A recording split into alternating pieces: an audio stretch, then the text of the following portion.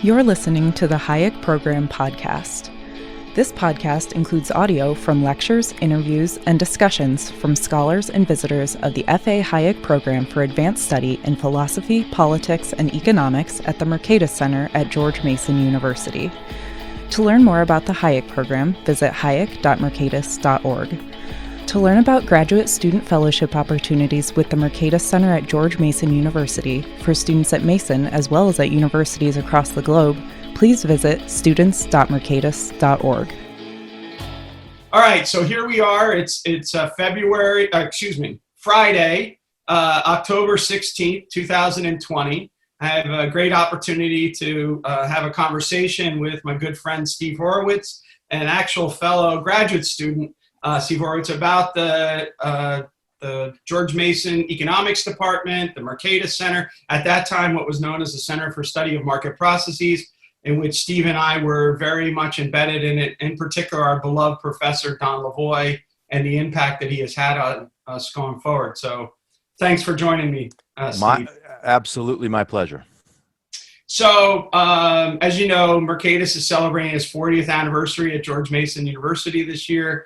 And so we're doing these kind of retrospectives. I had an earlier conversation with Karen Vaughn, about stuff. And so tell us a little bit about the Steve Horwitz origin story. And in particular, your origin story as an economist and then as an Austrian economist and a social thinker. Well, my origin story is I was a libertarian first, and it's probably worth, many people probably heard this story over the years, but the short version is I was working when I was 15, 16, working at the public library in my hometown. And I was like a lot of kids, especially young boys in their teens, fascinated by anybody with a theory. Like I read a lot of science fiction. I read Bible prophecy. I read anyone with a sort of weird, wacky view of the world. I'm there one day and this book comes across, a new book comes in, it comes across the desk, and it was Robert Ringer's Restoring the American Dream, which was Ringer was an investment guru, libertarian type in the 70s, but he wrote this book in about 79, 80 on the sort of cusp of the Ed Clark campaign. And it was an argument for libertarianism. And I like, oh, okay, here's another guy with a theory, right? So I read it, and it was that experience that I would have again in a couple of years of thinking, oh, this is how I've always thought about things. Somebody actually wrote it down somewhere. And so I read Ringer's book and loved it. And being the precocious mid-teen that I was, I said, all right, well, I want to learn more about this. Let's look at his reference list. Who are the books that he's talking about? And I looked at the list, and one book he talked about pretty frequently, turns out, amusingly, was in the library. It was in our public library, and that was Rothbard's For a New Liberty. So I kind of went from the baby pool into the deep end right away, and that sort of made me a libertarian, and also in the process got me interested in thinking about sort of economics and all this. But I went off to college at Michigan not intending to be an economics major. I was interested in computer science and some other things. So I didn't take any econ my first semester. And then, so second semester, I'm like, all right, I could use a fifth class here. I should probably learn some economics if I'm going to be serious about this libertarian stuff, because it seemed important. And then I had the experience, I think, that many of us economists have had, where you take that first principles course and you go, oh, yes, right? Again, so yeah, I have always sort of understood the world this way, but somebody actually, did it systematically and wrote it down. And that was, okay, now I know what I'm majoring in. And so that's happening. And I'm also at the same time kind of following the world of libertarianism. And this leads to the sort of rest of, the economics and Austrian part of the question, which is, okay, I really like this stuff. And I ended up double majoring in philosophy too. And I want to keep studying economics. Where do I do that? And understand that, Pete, you of course know this, but I'm from a family of, sort of PhDs, and my dad was an academic. And so the idea of going into academia for me was always, kind of a natural possibility. I'm like, okay, I want to go teach and do that, just be an economist, do what these guys do. Where do I go? And around that time, it might have been Reason, it might have been Inquiry Magazine or the old Libertarian Review. One of them, we used to have 3 magazines. One of them had an ad for the program at Mason. And at the time, I was also beginning to read the Austrians. I just recently found a picture that was my daughter found some old pictures, and this picture was taken out on the beach, I think in Marco Island, Florida, around sometime when I was in college. And it's my 3 brothers and my mom are all lying out in the sun, and I'm lying in the sun. Sometimes sitting in the sun, and I'm reading a book. I can't tell for sure, but it's got an orange cover on it. I'm pretty sure it's Competition in Entrepreneurship, right? So here I'm in the beach in Marco Island, right, sitting up reading Kerzner. So, okay, so there we go, right? So from there was a question of where, now I know I'm an Austrian, or at least interested in Austrian economics. Where do I go to study this?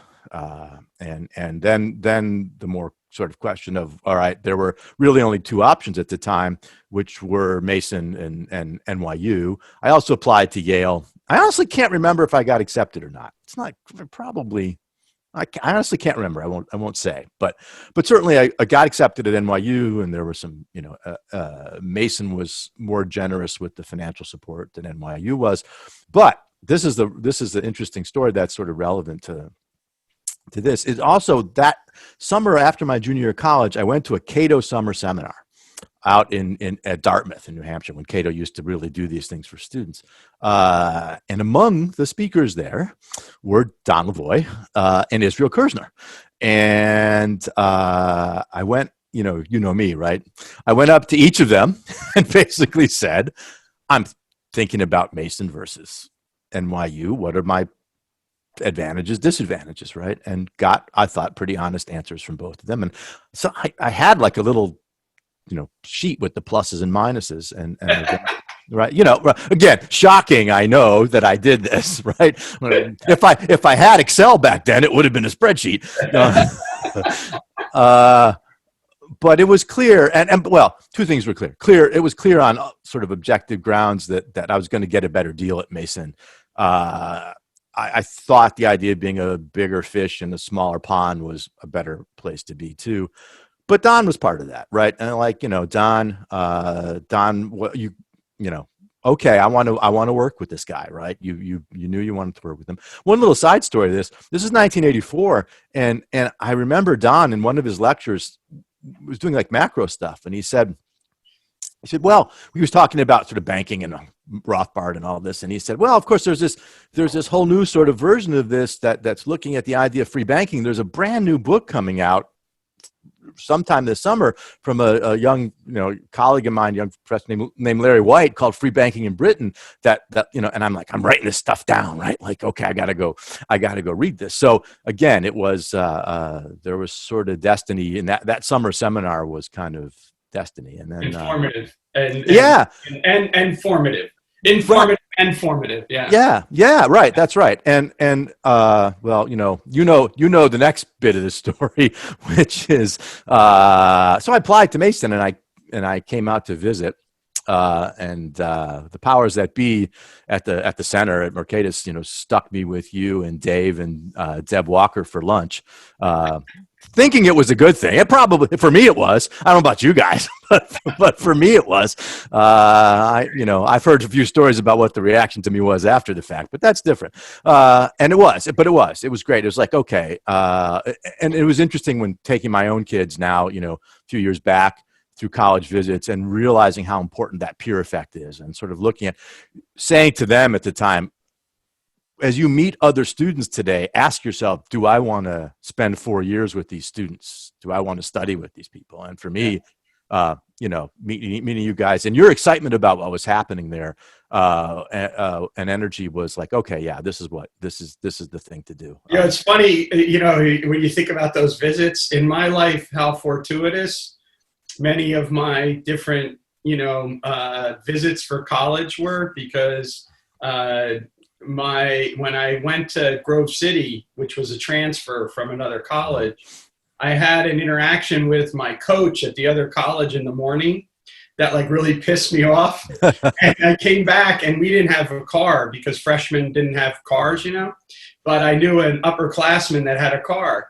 And I said, and Rosemary was going to go to Grove City because it was close to Teal, and her parents would have let her go there rather than to be near me, right? So she chose there. So I knew she was going there. And I said, on a Saturday, I said, get in the car. I said, I want to go see this place that she's going to go. Maybe I'll go there.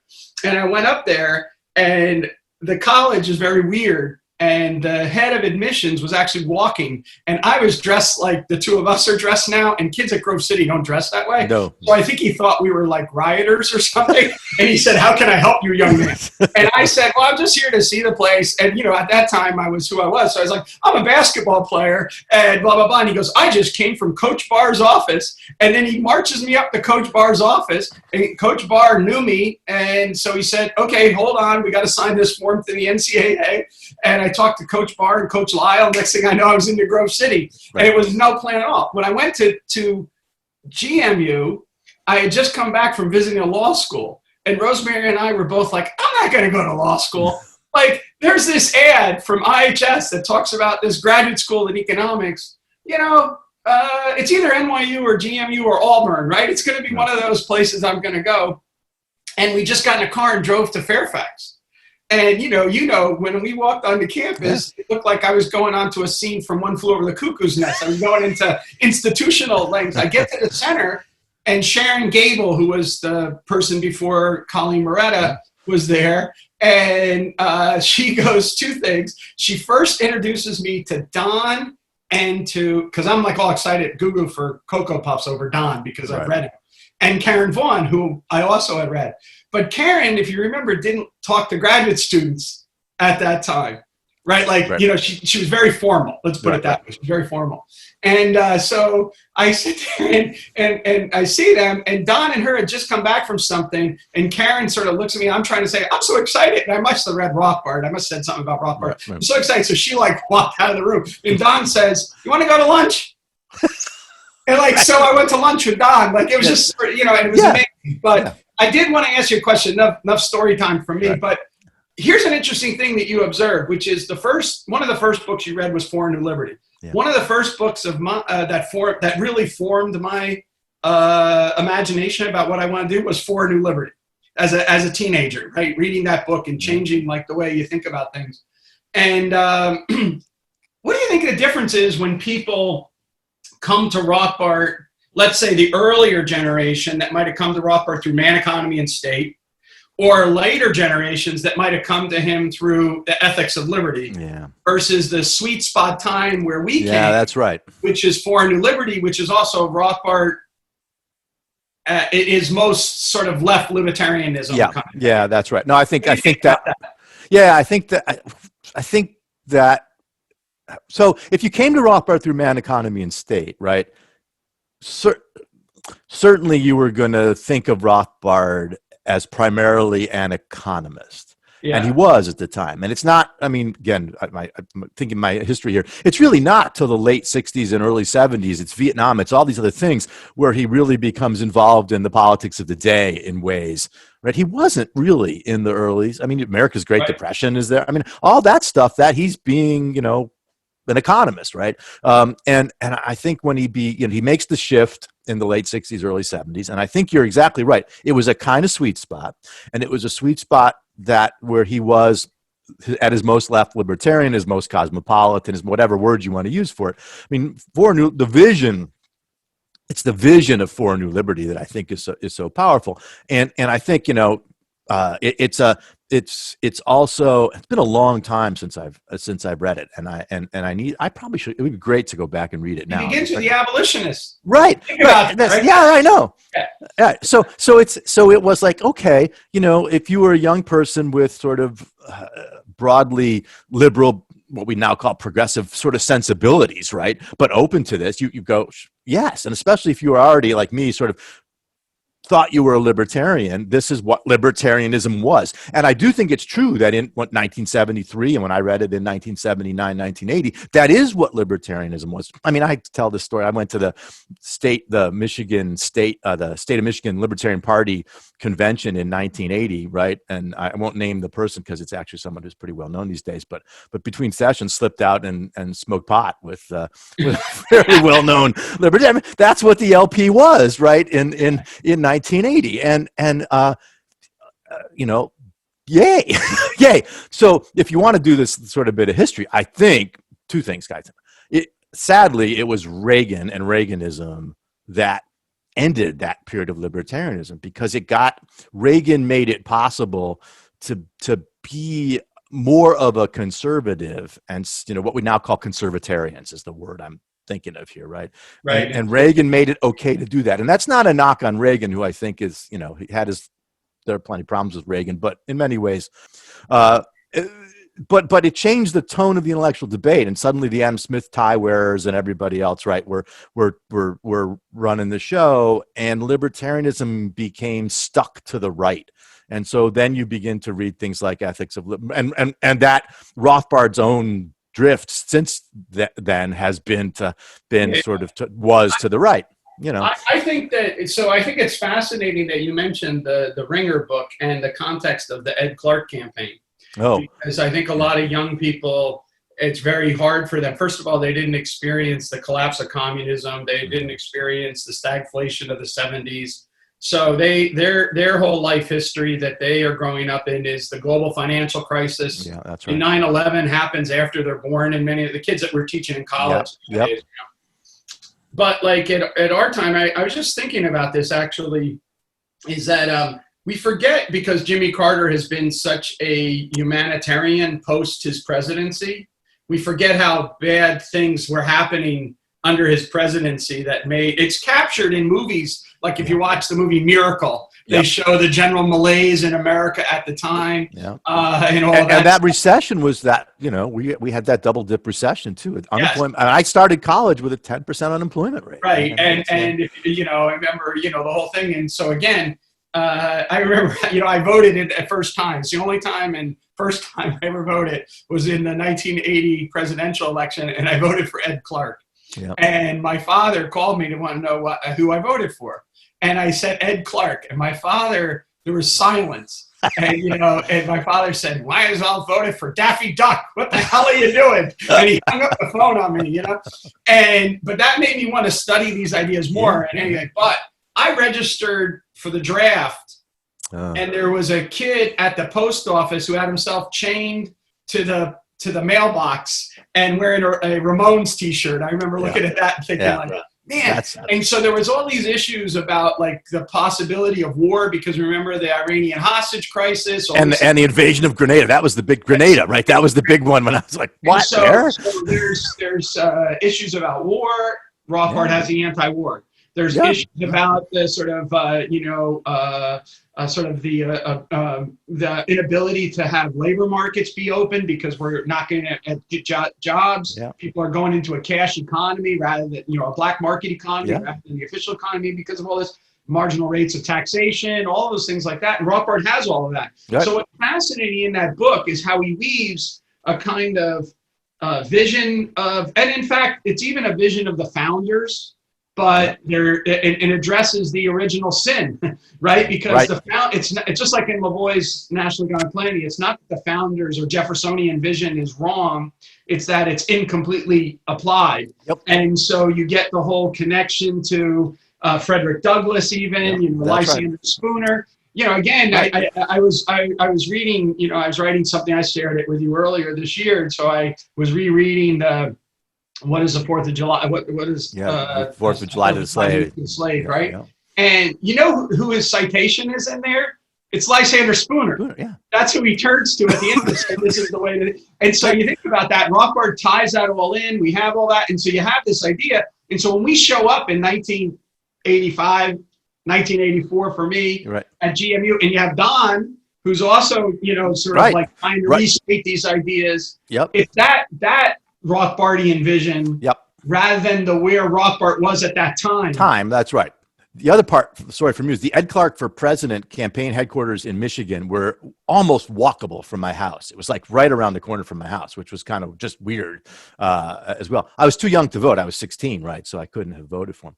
All right, let's get back. I wanted to have you, sorry about that detour, but I think it's going to happen. Because it's kind of, no, the reason why I think it's important is because a lot of, there's a false imagery out there that somehow, the Austrianism at GMU was one that both rejected Mises and Rothbard and played up Hayek and whatnot and played down Bambavrik and, played up Menger because he's more ambiguous or whatever. And it's a totally false rumor. Like one of the things also is the claim that somehow, we're inside the Beltway, which first of all, you have to come to Fairfax to see that we're not. And then you have to look at the people. Can you imagine Don Lavoie being a lobbyist for policy in DC? I mean, it's just not possible. Right. And so, or you or I, we have, we go down there, we tell them to stop doing what they're doing. Then we go back home to our nice little homes. Right. And so it's not really been an accurate portrayal of the way that people communicate the history. That's right. And I think they've underestimated the radicalism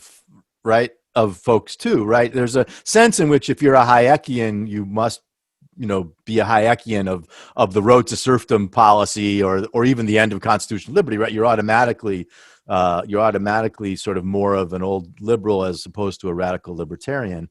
Right. I was going to say before one last thing that I think the sort of, Spooner, Douglas, Rothbard, all that stuff, it just, we've forgotten that we meaning libertarians, liberals, have been on the right side of history. I don't like that expression, but it's the correct one here, right? That we really have been on the right side. Mill, right? We've been on the right side of history with this stuff, and for reasons that have to do, again, I think, with American politics and the rise of the Soviet Union and the fact that we were anti-socialist and the conservatives were we've sort of lost that, and the attempts to bring it back. And what was awesome about Don was that Don understood that and wanted to bring it back, and was a man of the left. Yeah, I mean, without question. We're doing this thing called the Don Lavoie Fellowships this year, which we're doing appropriately online. So it's like not hypertext stuff, right? Yep. Maybe we'll talk about that. But we should. The first book we read was National Economic Planning: What Is Left, and so I gave some lectures on it, and then I contributed to the online discussions and whatnot. And at least in my section or whatever of the discussions, the one thing that they had the hardest time wrapping their heads around was his last chapter. Yep. Which is, in fact, the chapter that defines your and my career. Right. And so, to me, it's so weird when they sit there and they can't, it's like, wait a minute, this is what Lavoie's arguing. But the reason is their context is so different. Yeah, that's right. And so they don't get it. But anyway, let's not, I did want, you already explained my second question, which was about why GMU. But I wanted to ask you about Lavoie as a mentor and why him? Your interest, and whatnot. Yeah. Do you remember your first impressions? You kind of gave that already. Yeah. And in your own way, how do you, when you think back of the circle around Don, both the older students and the younger students in your period, how do you see that circle and what was going on? Yeah. Well, I had an interesting, my first couple of years at Mason were interesting because I was working with Don, but I was also working with George Selgin, who was there at the time, and George left after 2 years. And so, the original plan was to kind of do something with both of them somehow, which would have been, I think, a really interesting, fun, though challenging in many ways project. Heroic feat. Yeah, well, give it to Horwitz to do that one. Right. I was going to say, I don't know how, but it's an interesting what if to think how that might have changed things. But in any case, I think the thing about Don was incredibly approachable. Don, let me put it even bigger. I think Don and others at the center at the time treated us, but especially Don, treated us more like colleagues than grad students. And there was a sense in which, from the very first day there, that we meaning everyone, was all in this together. There was a sense of common purpose about not just how to educate grad students, but about how to change the world. You and I joke all the time about the 50-year plan, right? I mean, but there was a sense in which, okay, we really mean it, right? And that there's a sense in which there were deep problems in the world that we wanted to see changed, and there were problems in economics and problems with the way economics was being done that we thought needed to be changed, and we thought the Austrians had important things to say, and that whatever we could do to amplify that Austrian voice and increase, we're going to do it, right? And so I think that almost everyone involved with the center at that time, you never felt like you were being talked down to, like you weren't sort of smart enough, like you weren't a contributor in some sense. I mean, I joke now that when there was a point, I was Don's research assistant for a while, right? And so there was a point which the Austrian the Austrian 2 class that Don taught, right? I was not yet able to take it because I was a year behind like you guys. But when you guys took it, I was Don's research assistant. And I was on the reading list, right? Well, we were on the reading list, right? And that's, that's like, how does that happen, right? And so Don's book, his encouragement was one thing, but it's also respect for what we were doing, right? I mean, his reputation's on the line too. You throw this paper by the grad students on the reading list, right? I think that particular paper has held the test of time, and he was right. But it's but that sense of being empowered by Don and by others was really important. And you talk to friends of ours from our generation, but who didn't go to George Mason. Yeah, they had a very different experience. I mean, NYU was one thing, but even other places, and even today, people go, "Oh, I couldn't wait to get out of graduate school. I couldn't wait to get," and we were like, "Hey, this is the best 4 years we're ever going to have," right? Yeah. I mean, there's pieces of that experience that I miss every day, and that's, I don't know, creating that environment is amazing. And I would say, right, I think one of this, now standing from afar a bit, you've managed to do it there again, right, in a different way, and in a much, frankly, better and more powerful way. I mean, you have more resources at your disposal, and the world's a different place. I mean, I think I would say the one thing, and we talk about this a lot over the years, the one thing that what the center and those faculty members at the time didn't have, and especially Don, was they weren't networked into the profession. I mean, there was this little outpost in the middle of nowhere, intellectually, academically in the middle of nowhere, and they just, none of those guys knew how to play the game, the academic game. And it remains something of a miracle that you and me and Dave and others walked out there and got tenure track jobs in 1988, 89, 90. And that, well, and it's, it's on us that we've perhaps made the careers out of it that we have. But I think now about how you work, the intensity with which you work with grad students and you work your network to get your students placed, and how successful you've been at that, right? And that's, a tribute to you and the staff there. But we did it flying by the seat of our pants, and I mean, Karen was the one who had the connections, right? Sure. And Karen was the one who was in the thing. But it was, and we'll talk more about her later. But I think and that was great. And we met people. I mean, I had McCloskey writing a letter of recommendation for me coming out of grad school because McCloskey had come to visit Mason, and we knew McCloskey, so there were things like that, but you expect your advisor to be the one, at the prow of the head of the ship, right? Yeah. That just wasn't Don, and so we had to learn it. Made a funny joke recently in a conversation with you and I, and which is an exact memory. When we were in our third year, it finally hit us that we need to get a job after it's all done. Before that, we never really thought about it. Actually, to be honest with you, I think we thought jobs would just miraculously land on. Right. Because our power of our ideas were so great. The Lavoisian Revolution was going to take place. It was underway. It was and Harvard's calling any minute. And we had good reason. I'm going to get to that in a second. Actually, believe it wasn't completely nuts, right, in a weird way. But we go to sit down with Don. We're like, Don, our classmates are starting to talk about applying for jobs and everything like that. How do we go about applying for a job? And Don looks at us just as plainly as being. He goes, I don't really know. Richie got this job. And he's like, can Richie get us a job? What does that mean Richie got Yeah, you? right. There isn't a section of the joke called Richie Gets You a Job, right? Yeah. And so, I don't know if you remember this, but Dave and I, in our third year graduate school, You went on a couple of. Yeah, we got an interview with that's right. Hobart and William Smith colleges, Right. which was doing looking for heterodox economists that would teach pluralistic economics, basically. Mm-hmm. And so I did my interview, and then Dave does his interview, and then we both meet up like afterwards to sit down, and then say, well, what did you talk about?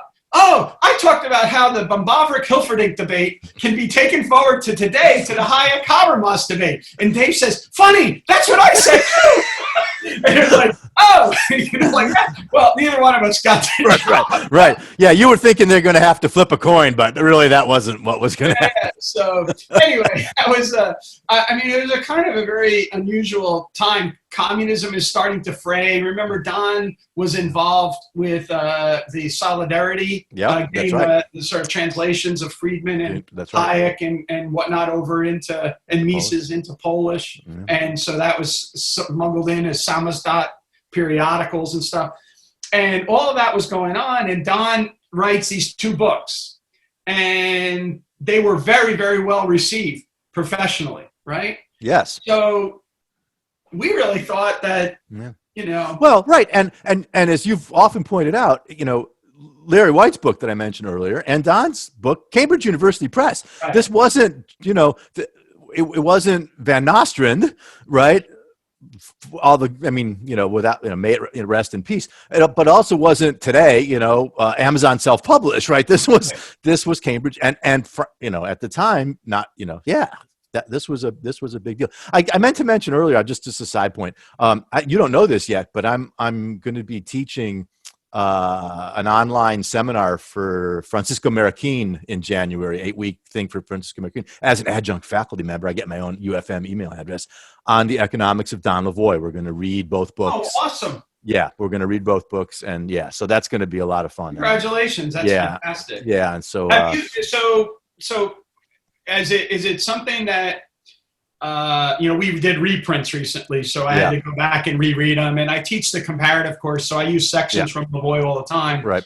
But it did really strike me when we were doing the reprints and everything, I actually looked at the manuscript anew, and then I went back and looked at my old notes and everything on it, and just what a impact that those books had on the way that I think about. I actually, in many ways, don't think I have any idea that isn't actually in those 2 books that I've ever said afterwards. Yeah. You know what I mean? Right. I think oh man, I really came upon a brilliant insight. And then I'm looking at Lavoie and I'm like, nah, it's Lavoie had it, told me. He pointed it in that direction. I mean, obviously you worked in money and stuff, so it's a little but I think that's right about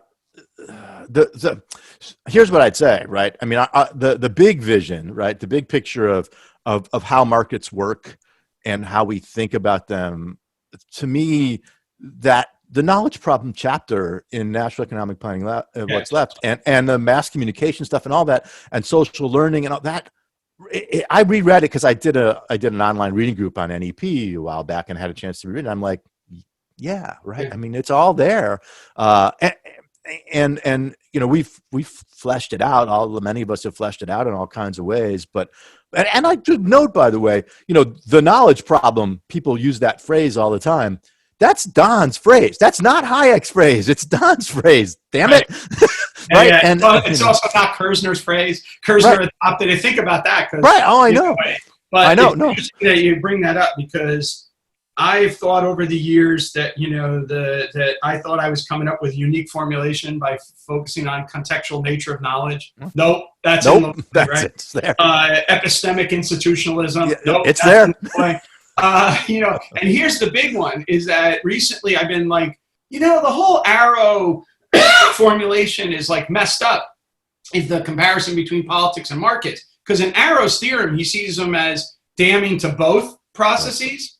And I'm like, but politics does try to aggregate preferences from individual voting preferences to a social welfare function, right? markets never do. The whole thing is markets are non-teleological. So there is no aggregating up. That's right. All there is communicating up. Right. That's right. And so I'm like, look at me. Like I like that message. Again, Lemoy, and it's like, damn, is there anything that I got? Like, but it is amazing how much he anticipated and put his finger on things. You mentioned it earlier just off the cuff, but he's the first person I ever heard use the word hypertext.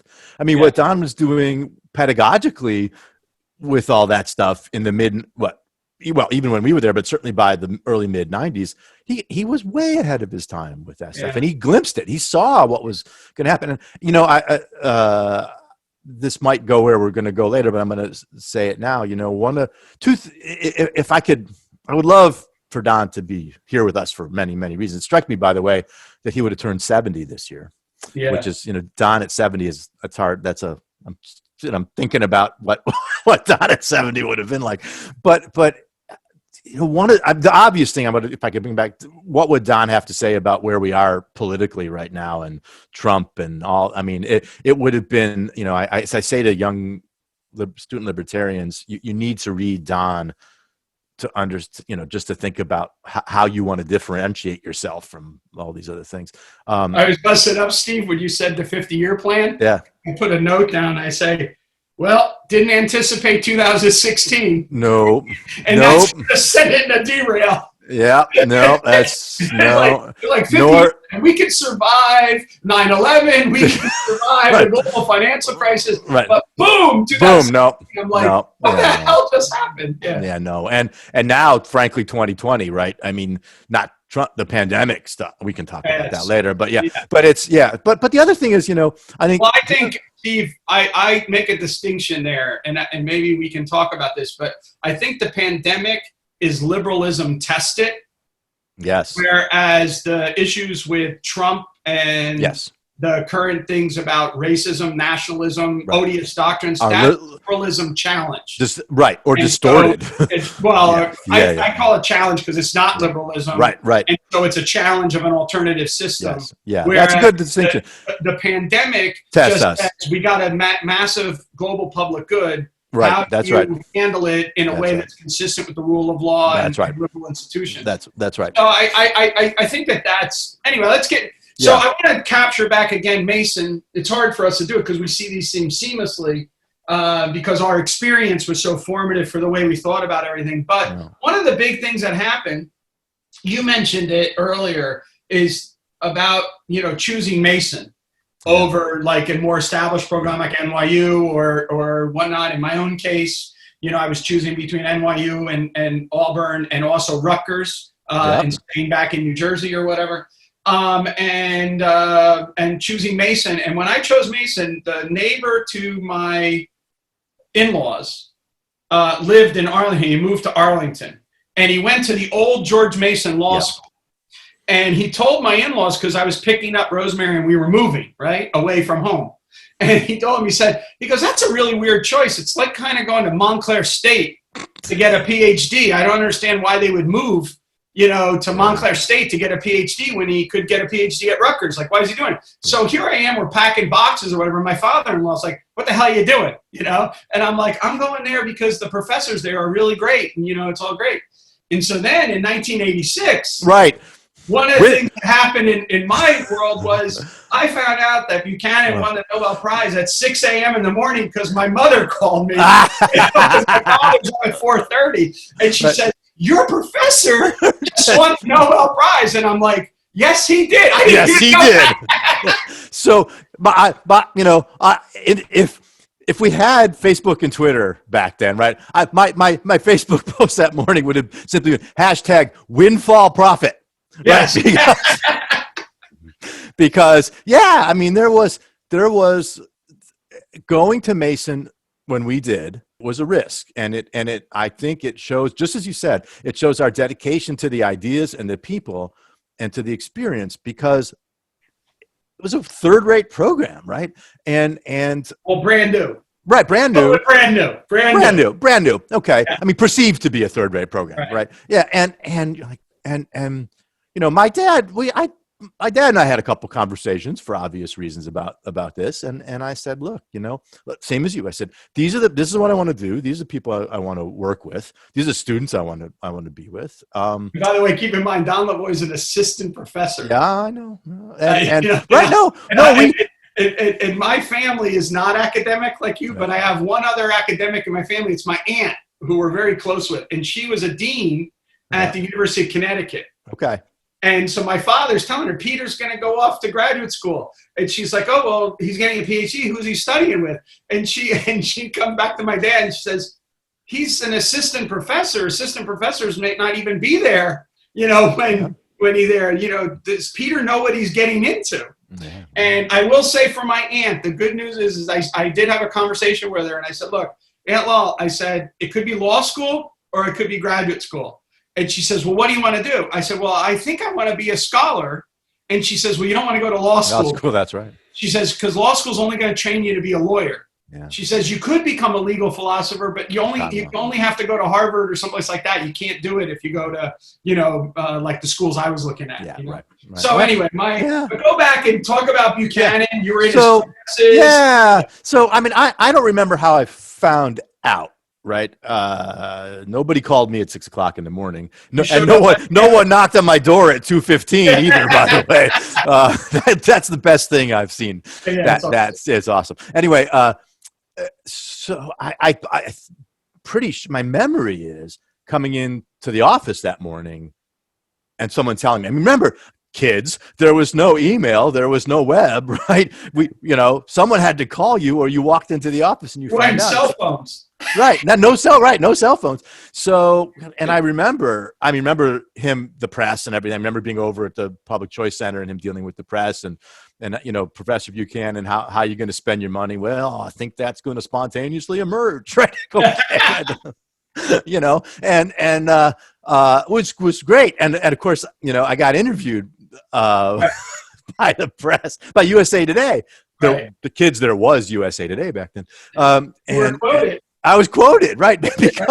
because I got a B in his class in economic philosophy. I got a B. And so I had this, I got a B in his class, but he was great. And I loved it, see all these things. And that was, so they had an angle with me. But anyway, so yeah, that was great. And it was, windfall profit was right. It was like, okay, we took a chance and now it's paid off.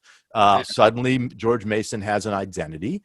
And when we did decide it was time to think about getting a job, the conversations were different than they would have been had that not happened. I wonder if you can also relate it back to your point about the attitude of the teachers towards the students. Yeah. Because despite the fact that Tulloch was foreboding, he also was inviting. Right? It's not like he told us, you listen to me. He wanted to argue with you. Mm-hmm. So, you would meet him and he'd say insulting things, to you. But that point was for you to say insulting things back to him. Right. And Buchanan was always there willing to I described the difference in teaching style as, so for years I had a fortune cookie saying on my door and it said, a wise man learns more from the fool than the fool will ever learn from the wise man. Mm-hmm. And people would say, why do you have that? I said, that reminds me of Jim Buchanan. Mm-hmm. Because when you were in his class, you'd have these inane comments students would raise. Again, we had him before he won the Nobel Prize. So he was there, he was available. And usually one of the students that were, the part-time students would raise a question.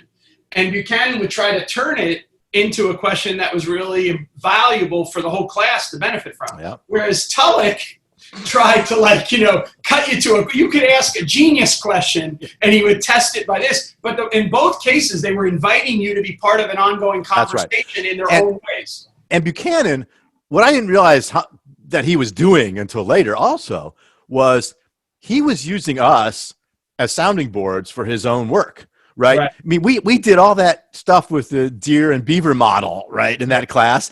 And I'm like, part of me's going, why the hell, what is he doing? Right? What is this? And then he starts then it becomes key to what he's writing over the next few years. And you go, oh, okay. He was playing, right? He was playing with ideas. He was playing with us in a good sense, right? Sort of letting us play with those ideas and see what came out of it and see what he could do with it. And both of those, that's really good pedagogy. And the other thing about turning student questions around to make them, sound smarter than they are is also outstanding pedagogy, with undergraduates too, because it's gonna happen. No, that's right. I might, and both Tulloch and Buchanan also, we've talked about this before.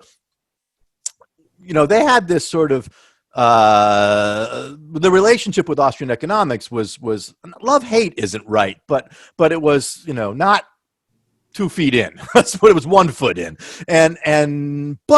But what they both recognized was that the Austrian program was bringing the really good students into Mason at the time. That's where the really good students were coming from. And the famous story about Tulloch, where a bunch of us were standing around in the old center, arguing probably about some stupid point in methodology or something like that, screaming at each other. Tulloch walks by and pokes his head in, pauses for a bit, and he looks and goes, well, I can say one thing about you Austrians. You might be crazy, but at least you're enthusiastic. Yeah. But okay. I do think that Dave, so I have a kind of a different memory.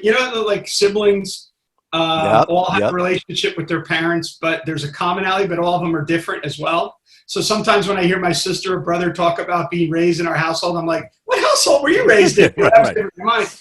And sometimes I feel this also with students and, mentors of different people. So one very famous Buchanan student one time said to me, I had no idea he was a classical liberal. And I spit my coffee out. I was like, well, what? How could you actually fit that or whatever? Right. But this point that you were doing is also with Karen Vaughn. Yep. She'll tell me, she goes, oh, Buchanan didn't like the Austrians or Tulloch or whatever. But at the same time, I'm in their archives and I'm reading them. I had conversations with them for years. Mm-hmm. And I think the key issue is that they had a distance from the Austrian movement, but they had an appreciation of particular arguments. Right. And in fact, great respect for the arguments. And so when we came along, they understood we were part of a movement, but they also understood that we also had some ideas which they thought should be developed more and encouraged. And it's this kind of thing. Yeah. Right. So that, yes, the way I put that is they didn't want to be part of the Austrian movement, but they had respect for the Austrian school. Yeah. And so I just recently, I did a sort of one-on-one reading group thing going through Cost and Choice.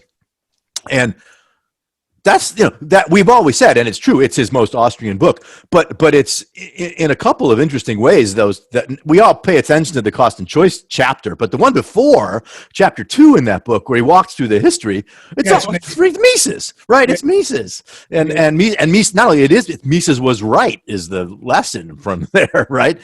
And so, you've made this point about other things in sort of with public choice and property rights economics and all these other kind of things, about the way that Austrian ideas were perceived, before there was an Austrian movement, Austrian ideas were, and this is the interesting thing. I hadn't made this connection until we're talking, but that makes the Wasserman book both more interesting and more frustrating at the same time. Yes. Yeah. And that's a whole other story actually about how to sort that out. But I think that the history of Austrian economics in America, to use the title Karen Vaughn used, that she wrote a great book at the time that she wrote it. It's very good or whatever. But the dirty laundry in many ways doesn't get exposed. So it's not like a book like Wasserman's. Right. You could write that book, but you in some sense, I think it has to be. Okay, so I think it's going to be written in very biased ways by various different people. And ironically, I think this is a hermeneutics point. People that maybe have too much distance can't even access it because so much of it is in underbelly things. Yep. So the fact that Buchanan wants to distance himself from the Austrian movement and Tulloch, I think is a function of post-1976. I think if you look prior to 1976, they were very much Austrian economics is a legitimate body of thought in the same way that property rights economics is or whatever. But in post 1976, and it's not Kerzner. Nope. It's all Murray, because Murray ties it to a political movement. That's right. In a way that it never was before. That's right. And that's what I was trying to get at before about 1973. Right. In 1973, when we're reading Rothbard for the first time, which is after 1976, but it's the 1973 book. That's right. Before anyone ever used the term Austro-libertarian. Right. Right. That's right. And so it's because it didn't exist, right? It didn't exist as a movement. And right. so, and the idea that you could derive all the laws of economics from the action axiom and all the principles of politics from the non-aggression axiom, and then put them together and have an architectonic system was not in the mindset that's right. of people like Buchanan. And so what Buchanan didn't want to do is have the laws of economics tied conflated with it. And so he's going to distance. Okay. Yeah. And I think that if I was writing that history, so I want to hear your view of this, because we inherited that without knowing this history, which is that I think the pivotal event was in 81 when they had the 100th anniversary of Mises. Because when they were at that conference, it's important to remember Rothbard's paper got rejected. All right. So when it got published in the Journal of Libertarian Studies rather than in the volume, he got a comment on Lavoie. Think about that. A person of his stature was forced to provide his contribution to that book as a comment on Lavoie rather than a full-blown piece. And the reason was he wrote, and by the way, I love Rothbard's piece for that volume. So I actually think, people are wrong, but it was the quest for the historical Mises, right, which is his radicalization of Mises from the 1919 book and all of that. But it ties Mises as an Austro-libertarian, basically, or some version of it. Right. Not a natural rights guy, but nevertheless a radical liberal. And I think that changes the way that they interact with this school of thought. So rather than viewing it as something that they're... Well, it would be interesting to see what the Liberty Fund conferences that Buchanan and Tulloch attended and put together in the 60s and 70s looked like in terms of their reading lists with respect to Austrian economics, because I suspect that they were very respectful and all that. And it is, and notice, by the way, your date is interesting, 1981, which also, I mean, look, in 1973 and 4, all the good things happened, right? Kerzner, Nozick's book, the Nobel Prize. Oh yeah, the first Rush album too, but we'll put that aside. Okay. So all the good things happen in 73 and 74. All the problems start to happen in 80 and 81. Go back to my point about Reaganism and all that, right? That sort of put us in these tensions that we're still dealing with today. And you're right. I think the problem with the history is the outside, like on Wasserman's book isn't terrible. There's some good stuff in there, right? But he can never get it because he wasn't in it. And everyone who was in it will never be able to write something that's, objective enough anyway, that everyone's going to say, yes, this is the history. So I was just telling this to someone the other day, and I think this is a Lavoie point that you and I share, is that Don, again, not only was he advanced in hypertext, but think about the way he taught us how to read text. So we were already excited as intellectual historians in what you would call context. Ideas have context. So you had to understand who Mises was arguing with to understand why he chose the argument he did. And in what language. Yes, and then how you would reconstruct it for today, rather than the idea that it was disembodied from anything, right? And when we did history, as you know, because you wrote a great paper on the Panic of 1907 and stuff, is that we were taught to write history not of kings and queens, but of the impact on everyday people. So we were doing social history as well. So we were context, ideas in context, and we were social history people, as opposed to quantitative history or history only of kings and queens. Right. And so that meant we were going to do everyday people, the impact of economic life on everybody, and the context of ideas involved in the whole growth of knowledge. Right. That really is the McLean, Wasserman, Slobian, kind of position, but it depends on the eyeglasses that you bring to bear on it, I think. And Don was, again, way ahead of his time on all this. I'm writing down the phrase that you snuck in there. the impact of economics on the lives of everyday people. I know because you've sent me the questions ahead of time. I know there's a question later on about what's the overarching theme in Horwitzian economics. Yeah. I think that's it.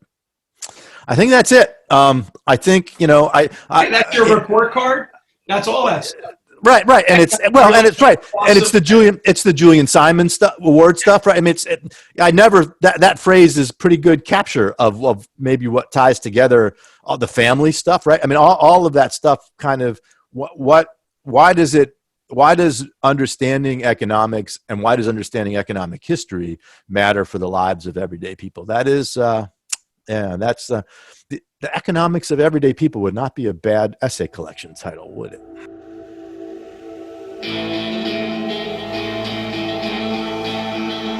Thank you for listening to the Hayek Program podcast. To learn more about the research, scholars, and work of the Hayek Program, visit hayek.mercatus.org. For more information about graduate student fellowship opportunities for students at Mason as well as at universities across the globe, please visit students.mercatus.org. We hope you recommend students to our programs or consider applying yourself.